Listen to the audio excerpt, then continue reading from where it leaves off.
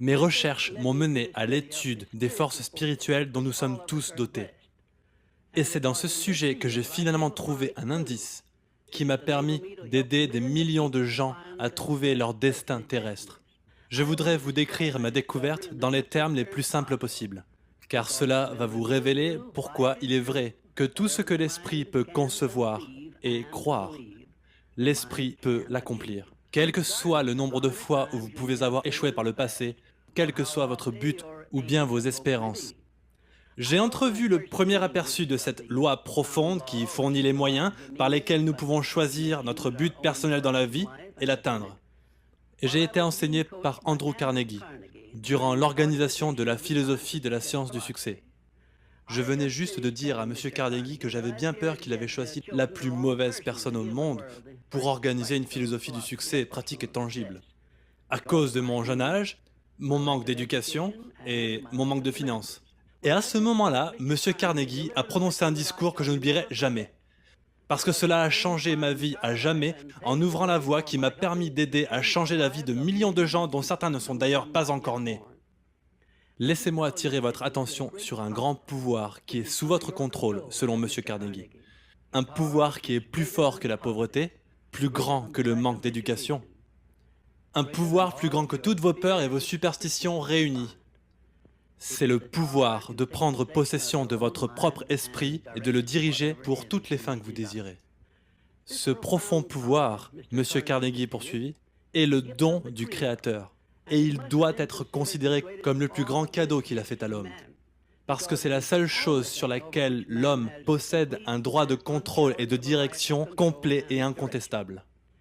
Quand vous parlez de votre pauvreté et de votre manque d'éducation, expliqua M. Carnegie, vous dirigez simplement le pouvoir de votre esprit pour attirer ces circonstances indésirables. Parce qu'il est vrai que tout ce que votre mental nourrit, votre mental l'attire vers vous. Alors, vous comprenez pourquoi il est important que vous reconnaissiez que tout succès commence par un but bien précis. Une image claire dans votre esprit qui définit ce que vous voulez de la vie. Ensuite, M. Carnegie a continué son discours avec la description d'une grande vérité universelle qui a eu un tel impact sur mon esprit que j'ai commencé à fixer pour moi-même un nouveau but dans la vie. Et je me suis fixé un objectif tellement plus élevé que mes précédents accomplissements que cela a choqué mes amis et mes proches quand je leur en ai parlé.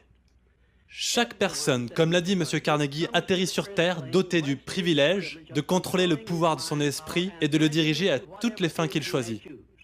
Puis il a continué. Chaque personne amène avec elle à la naissance l'équivalent de 2 enveloppes scellées. L'une d'entre elles est clairement étiquetée « Les richesses dont vous pouvez jouir » si vous prenez possession de votre propre esprit et le dirigez vers la fin de votre propre choix. Et l'autre lettre est étiquetée « Les pénalités que vous devrez payer si vous négligez de prendre possession de votre esprit et le diriger. » Et maintenant, laissez-moi vous révéler, a dit M. Carnegie, le contenu de ces 2 enveloppes scellées. Dans la première, étiquetée « Richesse », il y a cette liste de cadeaux. 1.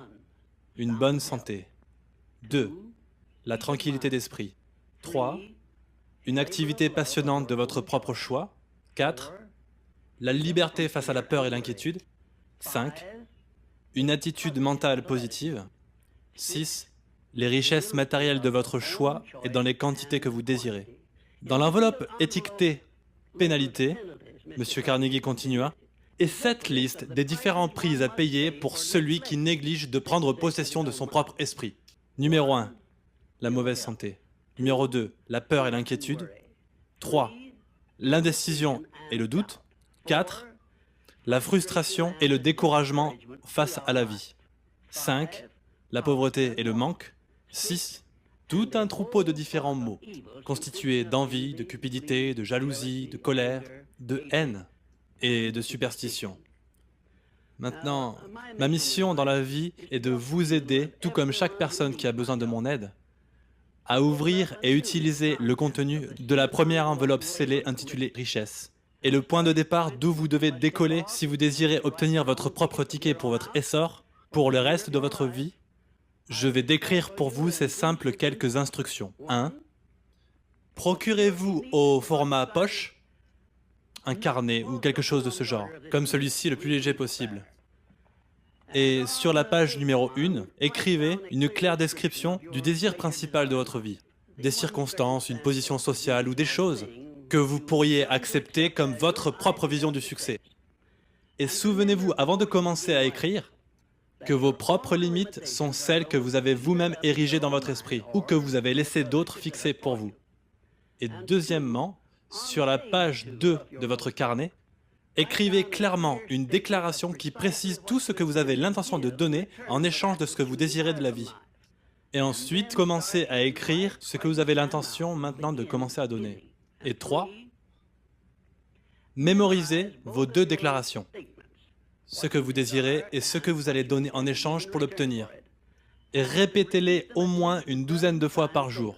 Et toujours, terminez vos déclarations par l'expression de votre gratitude pour les cadeaux que vous avez eus à la naissance. Je ne demande pas à la providence divine plus de richesses, mais plus de sagesse que je souhaite accepter pour utiliser sagement les richesses que j'ai reçues à la naissance, sous la forme du pouvoir de contrôler et diriger mon esprit pour toutes les fins que je désire.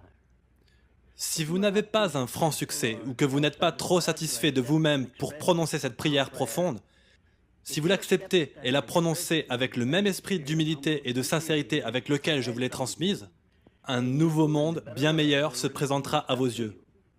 Un monde où vous verrez se refléter les circonstances et les choses que vous et vous seul avez créées.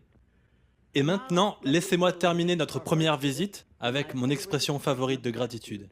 Ô divine Providence, je ne demande pas plus de richesses, mais plus de sagesse pour faire meilleur usage des richesses que tu m'as données à la naissance, qui résident dans le pouvoir de contrôler et diriger mon propre esprit pour tous les rêves que je désire.